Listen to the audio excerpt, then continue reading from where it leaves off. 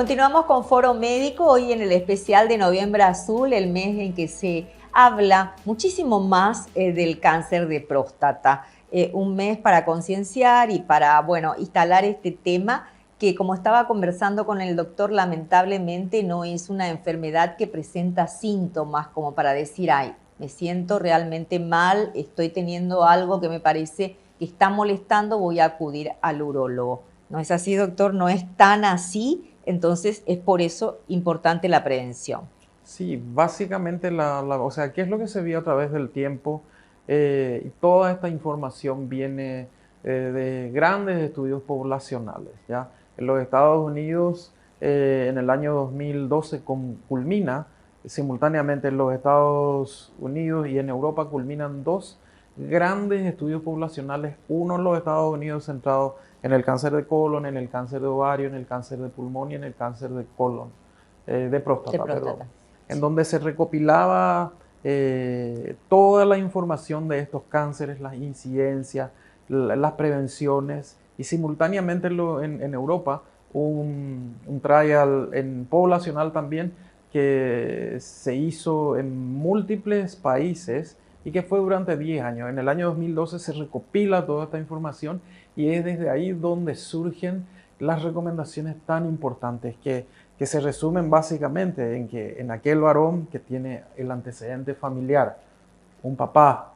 un tío, un primo, el abuelo, es aquel que va a necesitar acercarse al urólogo a una edad determinada, que son básicamente los 40, 45 años. Aquel varón que no esté dentro de todos estos datos o que no tenga descendencia de la raza afroamericana, puede acercarse básicamente a partir de los 50 años en adelante para los controles de prevención. Porque como bien mencionaste, lamentablemente el cáncer de próstata es una patología que no da mucha sintomatología. Entonces es necesario estar encima con estudios específicos, con la evaluación médica cercana, periódica, para prevenir estas situaciones desagradables.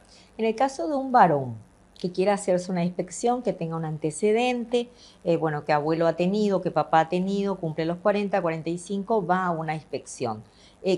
¿Cuál es el método diagnóstico que se utiliza usualmente?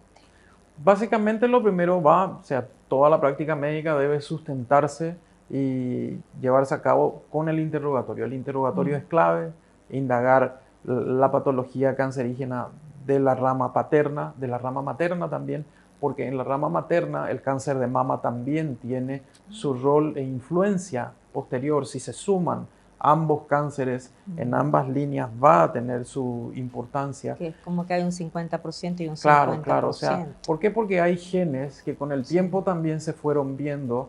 En el cáncer de mama es muy hablado, es de conocimiento público, el tema del BRCA, BRCA1, BRCA2. Bueno, ¿qué es lo que se vio? En la mama tiene una expresión de aproximadamente X porcentaje. En el varón se vio que en aquellos varones que tenían estos genes mutados, la incidencia era muchísimo mayor en relación cuando se lo comparaba a la mujer. O sea, si un varón tiene cambios genéticos en el BRCA1 o BRCA2, la probabilidad de desarrollar un cáncer de próstata es muchísimo mayor si traspolamos los números al cáncer de mama.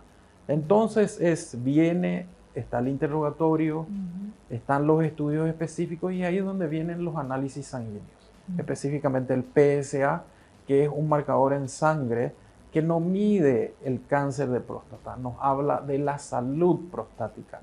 Y el urólogo, dentro de los parámetros que emplea, son saber cuánto pesa la glándula prostática, saber cuánto PSA tiene el varón, se hace la relación de lo que se llama la densidad de PSA, porque se estima que una próstata de X tamaño va a producir X cantidad de PSA. Explicar a la gente qué es PSA. El PSA es el antígeno prostático específico.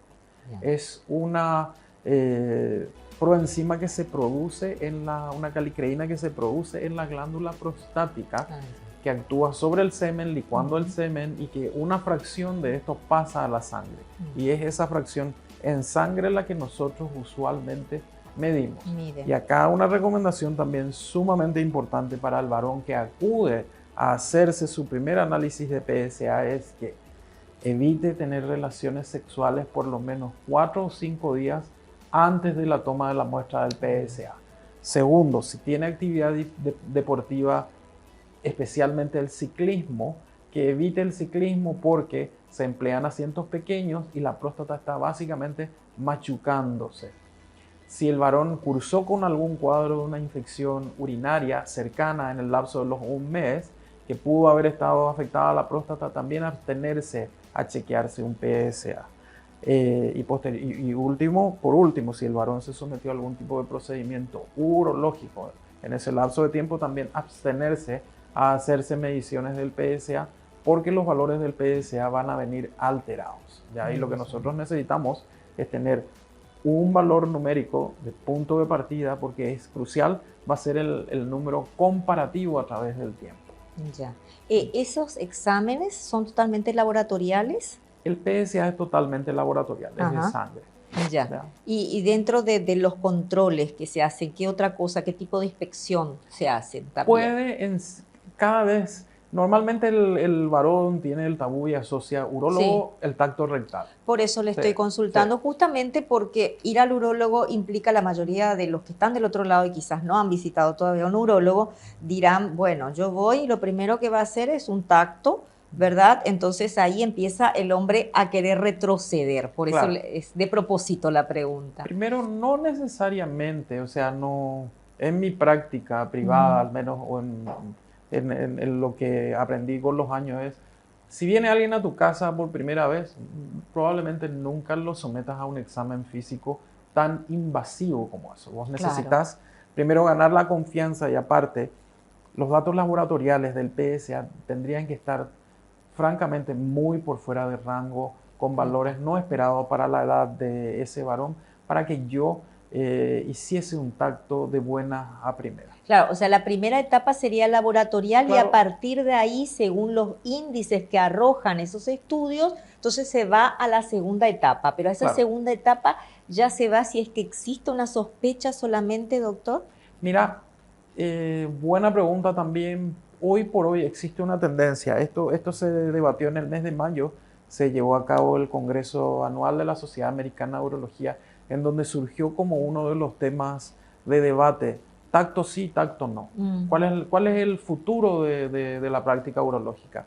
Y que nos estamos dando cuenta también de que probablemente de acá a 5 o 10 años vayamos cada vez más reemplazando el tacto por estudios más específicos y profundos, específicamente estudios por imágenes, como las resonancias multiparamétricas de la glándula prostática. ¿Por qué?